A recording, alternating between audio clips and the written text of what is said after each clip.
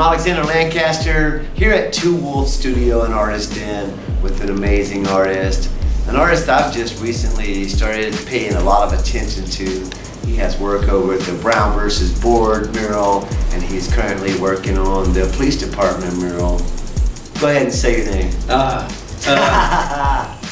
Well, my name is Chadwick Dylan Barker, and I go by C. Dylan Barker because Chad, even when I was a kid, man, I would stand in front of the mirror and just be like, what is a Chad? It just doesn't make sense to me, man. And then like every movie and shows, like it was always a douchey name, so. It was like Alex. Maybe, I didn't take Alex that way. Yeah, no. But anyway, so I go by Chad to my friends because I always have, and I don't feel like I can, it just wouldn't be authentic if I tried to switch it up now, but online I'm just C. Dylan. Sorry, I signed my art, C. Dylan. C. Dylan. Right on, man. And you do a lot of stuff here. I mean, you've been working with the mural projects for a couple of years now. Yeah, and how did you get into that? Into the mural stuff, I got into it through the skate park. Skateboarding has been in my history since I was a kid, and raised my kids at that skate park since it was built. My kids are like 20, early 20s now. Wow. I don't know how old they are, but anyway, so my oldest son, who's an artist, he told me that they were going to have like a open graffiti thing, and I was thinking, well, I've never done spray paint, but that'd be cool. Really, like this was just a couple of years ago. You just got started. Yeah. So I planned out what I was going to do, and I got some really white brushes because I was going to do some lettering and stuff, and it was through that I met Sarah Fazell. Mm-hmm. And when the Brown v. Board thing came around last summer, she was like, "You got to apply for this." And just so people know, Sarah Fazell is the ArtsConnect director or something like that. Yeah, president, director. Okay. I don't know what she does. She's the head. She's the boss, man. Okay. Not the yeah, boss, but go ahead. So she said to you. She said I should apply. I applied, and honestly, I didn't think like anything would come of it on the application. I was like, man, I do lettering. I do all different styles, all different sizes, all different mediums. I just do letters, so hit me up if you need any help. I didn't even know it was a paid gig, so I was just thinking, if you need any help, be happy to help. If not, no problem. Right. And then we went to I thought it was going to be an interview. It was like a big meeting, and the artist from Kansas City that was kind of in charge of it, Michael Toombs, Sarah introduced me to Michael, and I was like, hey, how's it going? So it was Michael's project then? Yeah. Okay. I think whoever was in charge, I think Sarah picked him to lead it. And when he met me, he was like, oh, I got to talk to you. And in my mind, man, I'm thinking all these people are just giving me a hard time, and they don't need me and stuff. But it was really cool that I guess lettering is such not a popular thing, or at least here it's not. So it became situation where I was actually needed and valued, so it was great. Yeah, that's pretty amazing. So you did a lot of the lettering and stuff over there. You did a lot of over here too. Yep. But so tell us a little bit about your background when it comes to you doing the lettering. Well, shoot, I owe everything to my mom, man. My mom's the coolest person in the world, and when I was a kid, she she worked at Stormont Vale, even though I didn't grow up here. When I was real young, she worked at Stormont Vale, and I lived here. And I just remember, like, she would just always have me drawing. When I was younger, I was an only child, so it's like you're always in your own head. And she always had a paper and pencil in front of me, and she's a very generous, giving person. So she was always like, hey, draw a get well card for this lady or whatever, or Easter card, and then she'd make copies of it and stuff. And so so I've been drawing since I was a kid, and then because it was cards, you always had to write Happy Easter or get well or whatever. So I think just lettering's been in part of what I've done artistically from day one. I think a lot of us, like as children, you know, our parents were like, "Hey, you could draw, you could do this and that," but then we go through a certain stage in life where, like, it's not like people are like, "Yeah, but what are you gonna do for a living?" Did you experience that? I'm sure you did, right? Oh yeah. Well, I mean, see, I would like. For some reason, I got in my head that you couldn't be an artist for a living, so I was like going to go into graphic design, and I even thought that was iffy, so I was going to go into architecture because I knew this cool biker guy that was an architect and worked out of his house and drank beer all day and ate pizza, so I thought, oh, I want to be an architect, you know. So that's what I studied for a while, and then I just kind of went on my, you know, like post-high school find myself venture and just kind of traveled all over and stuff. Cool. Like, what kind of travels did you do? Well, where did I start? So I graduated high school in Arizona. I moved out to Kansas to be around my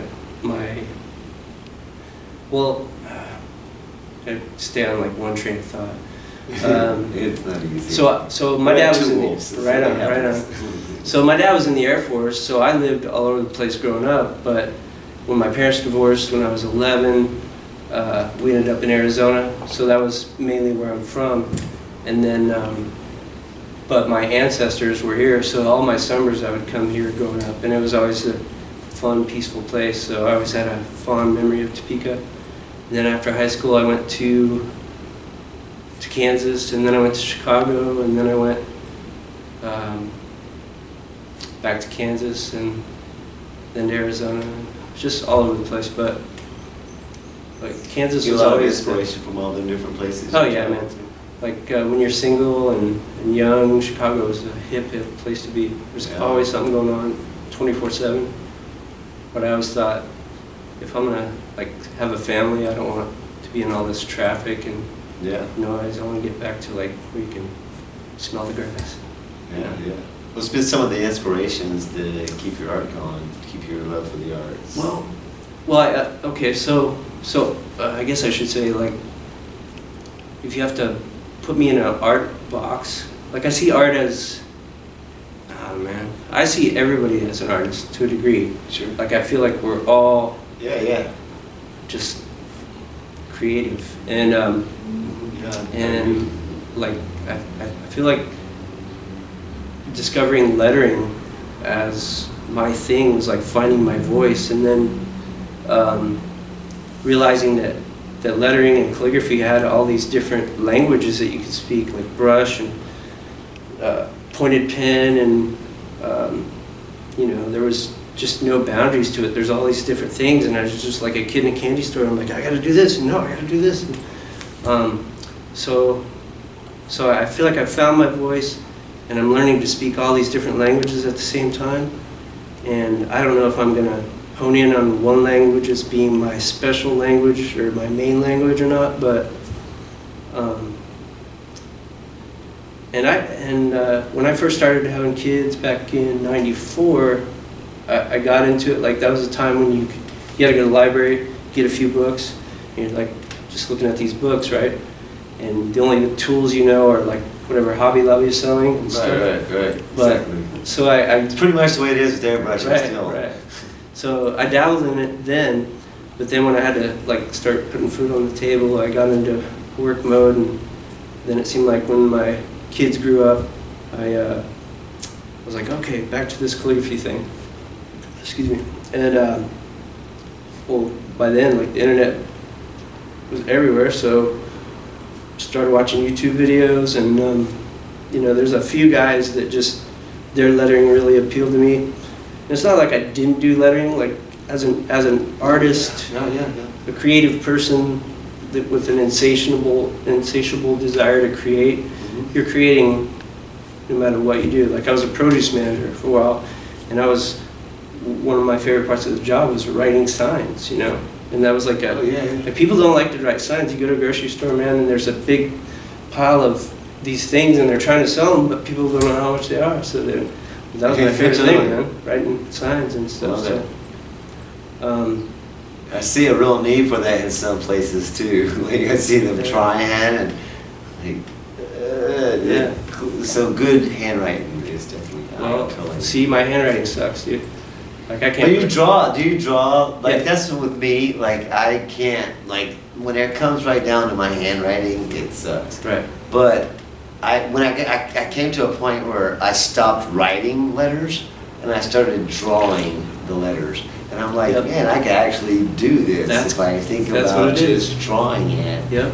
So what can you, like, on that note, for young artists that hope to do something like you're doing, what kind of advice can you give them? Get on the internet. Get on YouTube. Get on the internet. And Yeah. anything you want to do, man. Just go on YouTube. How do you do this? Yeah. And start doing it. But you have Research is like the key. Right. But practice.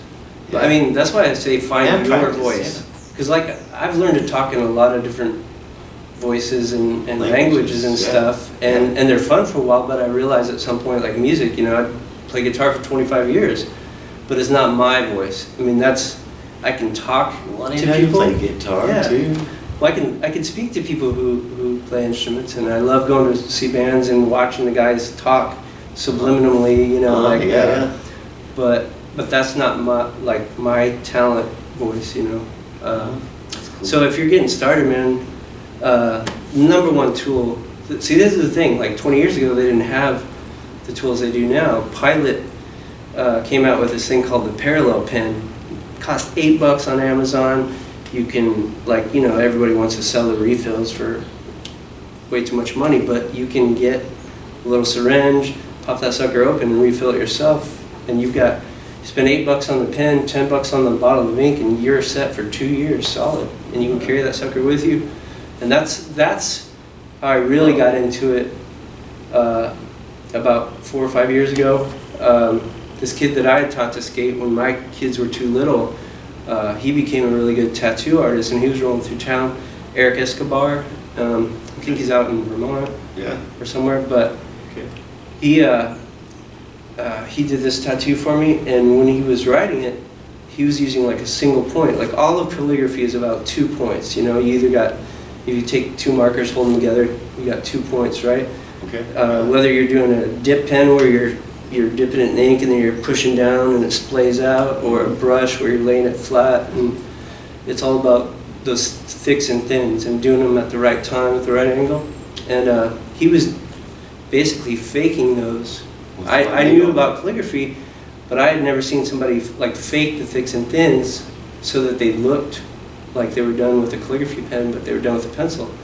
And I was like, wow, you know, here I am at work, like doing tech support, and I'm on the phone all day, and I've got like thousands of little sticky note doodles all over my desk, and I'm like, man, I could use this time productively. So I downloaded some font or whatever, and was just like practicing it.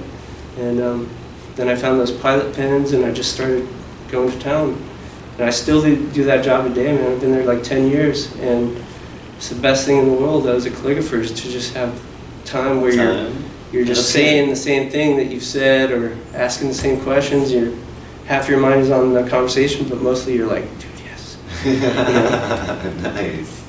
But you recently started getting back into it after several years of going, I'm going to have to do this. And so here in Topeka, I'm sure you probably hear like, man, if you was in a different city, you could probably do way better than being here in Topeka.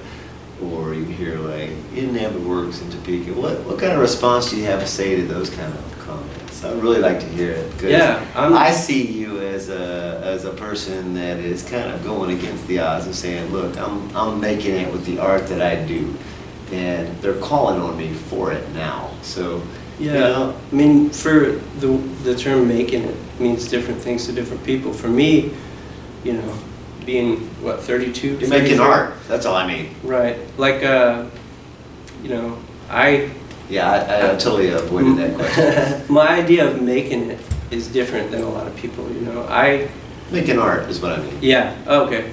Yeah. I mean, I'd be making art if I lived in Alaska. I don't want to live in Alaska, man. I hate the cold. Yeah, surely. But I'm sure I would. I'd be building like cool igloos or But something. Topeka's not an impossible place. No, not at all. Arts. It's actually cool, man. You look at like how anything cool that started, the time to be in it was when it was in its fledgling stages, you know. And I really feel like this is blowing up, man. Have you noticed a big difference in the last 5 years in Topeka? Like sure. Arts? And I mean, I wasn't even first going back to, I think the question you asked me 2 questions ago. I don't know, but like I feel like I'm on my own path, you know. Like right. Like I'm around a lot of artists now because I'm busy in you know, like the paid art gig, and so everybody's talking about this job or that job or this opportunity, and that's great, and I'm happy, I'm stoked to be around these people and just milk them for all the experiences that they've had and stuff. But like my path is to preserve the enjoyment of making art. Yeah. And I'm so careful to protect that making it, I mean, I'm enjoying the journey. Like I'm not thinking about making it. I'm enjoying today. Yeah, and whenever I say making it, I mean making the art. I don't mean like you made it somewhere that like you're finally on top of the world, because I'm sorry. I don't know about what kind of artist you are. Yeah. That's a hard one to. But you know what I'm saying? Like a lot of people, they have their eyes so fixed on, oh, I have to do this to be successful, that they're missing the enjoment of where they're at today. Totally. And I think maybe you have to be old like us to understand that. Yeah, like something like 60-something. Right. No. Yeah, so I'm actually busier than I want to be, man. That's great. I feel the same way. I mean, just doing it for 7 years, and I feel like, you know, there's plenty enough. That's the reason why the collective. That's the reason why I wanted to have the collective going and stuff. That's the reason why I reach out to so many artists, because there's room for so much more.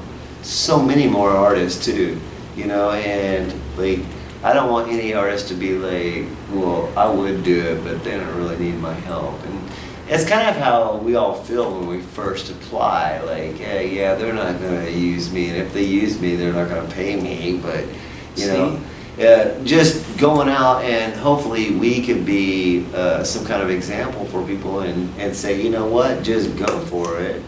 You know, keep that focus. Constantly do it, and if you constantly do it, then you will finally get to a point. Yeah. And you're going to move forward.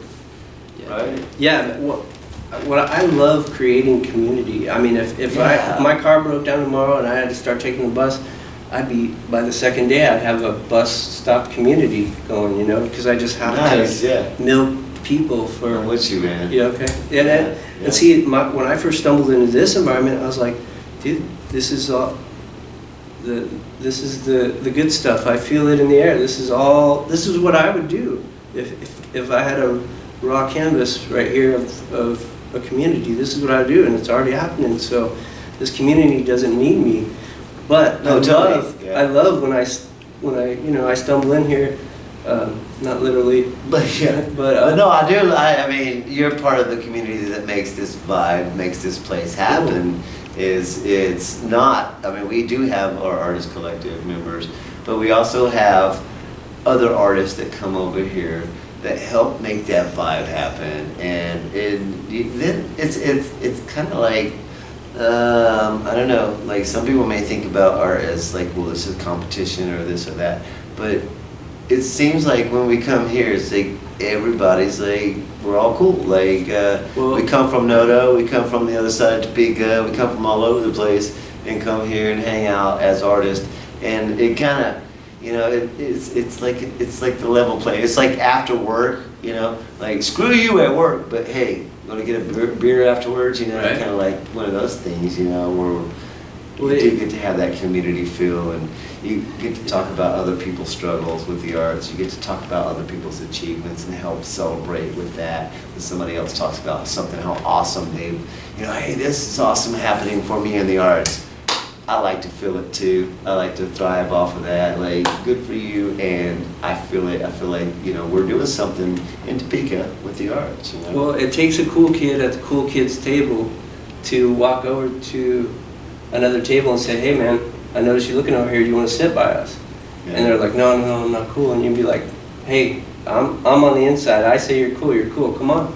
You're not that I get into the whole cool thing, but Yeah, I was gonna say, I was probably the other it guy. really takes somebody with confidence who feels comfortable to welcome somebody in and say, no man, let me see your stuff, oh dude, this is good. Oh, and you give them some pointers or whatever, man. Yeah, yeah. And I, like, back when I was self-employed and me and my kids were skateboarding every day at the park, and I homeschooled my oldest kids so that, like, I'd be like, hey, you do those math problems, I'll do this slide phone calls, and then we'll go skateboard the rest of the day.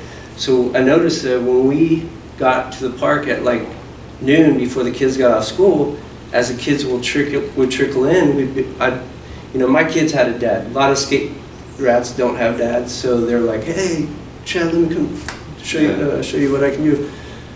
And my kids were cool. So you was like dad to the kids there. And my kids were cool too. They didn't want to talk to me anymore. But the other kids, they did. So, here I am, like, spreading this love around to these kids as they trickle in, and by 6 o'clock, like, that love was spread, and it was all a peaceful, good, encouraging, uplifting, awesome. Stoking environment. But then days where something would happen and we didn't get there till 6 o'clock, I noticed it was different. There's a different vibe in it, and like, so the first person in there, or the first alpha in there, can steer the crowd, and that's why I think, it takes you and a few other people to make sure that this environment stays what it is, and it's cool. Yeah, and I definitely, I'm not gonna lie, I pay attention to you, brother. And like, you posted something you're part of the traveling skateboarding group. Yeah. Yeah, I'm doing some art for this magazine. Yeah. Man, I mean, and the things that that group, like, I got invited to that group not too long ago, and I've just been paying attention. A few of those people, amazing people in this town, who's really kind of setting that, like, and there's some older guys like us. Yeah. That are there to help the younger generation get into skateboarding and stuff. That's some beautiful stuff that I see, That's, dude, skateboarding and is that group sport. Page, I'm just going to promote it. Yeah. That group page. TravelingSkateboarders.com. Yeah. Or on Facebook, Traveling Skateboarders. Yeah, absolutely. The .com is got a competition. Great. Dylan Wilson and Coulter are heading that up, and there's a competition at the Mousetrap Old Park on the east side, the 31st of August. Yes. In case you get this out. We will get it out before the 31st. Cool. What's that? And yes, that's cool though. That's exactly what I was hoping, is that we could help promote some of them. Yeah. Because that's a beautiful art too. And when we talk about spray painting on skate parks and stuff, I mean, and if they wasn't accepting of that kind of art, then we'd have a bunch of complaints. But we have people giving us love for the art that we're doing out there. That's pretty cool. And I mean, spray art in Topeka has been recently accepted over the last few years. Like, before it was like, no, we don't do any spray art. We only do brush art. And so, big props to the skaters for helping that happen. Absolutely. For real, I think so, man. But yeah, so like skateboarding, I didn't realize it growing up, but that is art. You are learning a voice and a language and tools to express yourself through an activity. The rise and the fall. Yeah. It's part of the arts too. Yeah, yes. And it changes your perception. You begin to see what somebody would say, oh, look, there's obstacles, we can't do this there. And you're like, well, what if I do this and adjust myself to that environment, and now that obstacle is an opportunity to do something even better. Love it. I love it. Your whole mindset is thinking outside the box. I love it. That makes successful artist. That's a great way to go about it, for real. I adjust myself, and that's what I say a lot of times about my own artwork. Is like, man, you're a great artist. I'm like, well, you know what I do is I jot down something, and then I try to correct it, and then I look at it, and then I correct it again until I finally get it. Like, adjustment is definitely part of that whole art. It's just like, adjust your life to your surroundings and make the best of it. And then next thing you know, just because you have made that adjustment, you came up with a new trick or something, right? Right. So, I mean, yeah, when your face is on the line, you kind of have to adjusting. Fast. Yeah, and that's you know, the better you get at whatever art you're into, you know, you spill crap on your thing. You're like, well, what if I made this something else? You know, you learn how to. Yeah. You learn the confidence to where you're not worried about mistakes because you know that you're going to figure your way out of that. Yeah, that situation. That's beautiful, man. I appreciate our conversation. Me too. What you got going on? You got anything else going on coming up? You did a live painting just recently, didn't you? Did you do one? I did live. Over at Cyrus Hill? Cypress Hill. It was Cypress Hill, right? No, it was Cyrus Hotel. Yeah. Cypress Hill. Yeah. Yeah, that. See, this is. Wait, did you do that? You did that over there? Yeah, it was first Friday, and like I get a lot of enjoyment, just like doing the art for the skateboarders, man. I'm donating my time because I love, like, skateboarding saves lives, kids' lives. You can get in something positive instead of going that other way, and I'm happy to do that for them. And you know, if they throw my lettering on a T-shirt, I'll give me a T-shirt and stuff. So that's cool. It's good enough.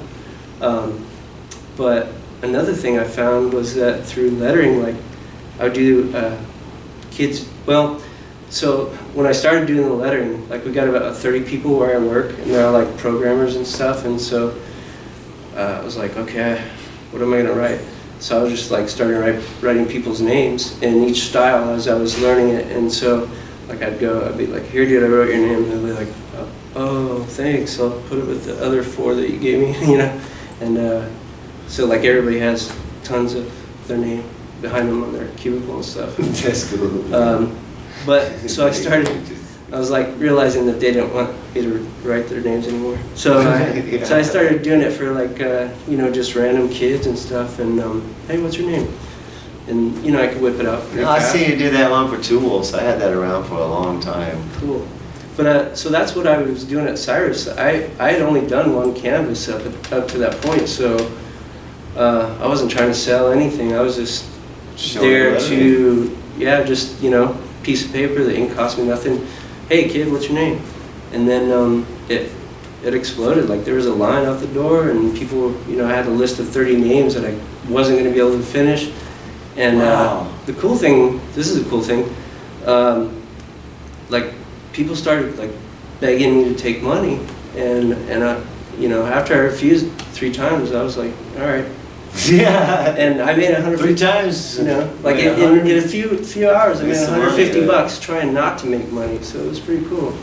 That's an awesome story about the art being supported by so many people, and like. And I love that give mentality where you're like, let me give to you. No, let me give to you, man. That's how you develop friendships. It's not a business transaction. That's how you create a great community. Yeah. Yeah. There's a bunch of giving and knowing that it's gonna be, it's gonna be, because I gave, you're gonna give. Sure. It's gonna come back somehow. Not to me, but to somebody else.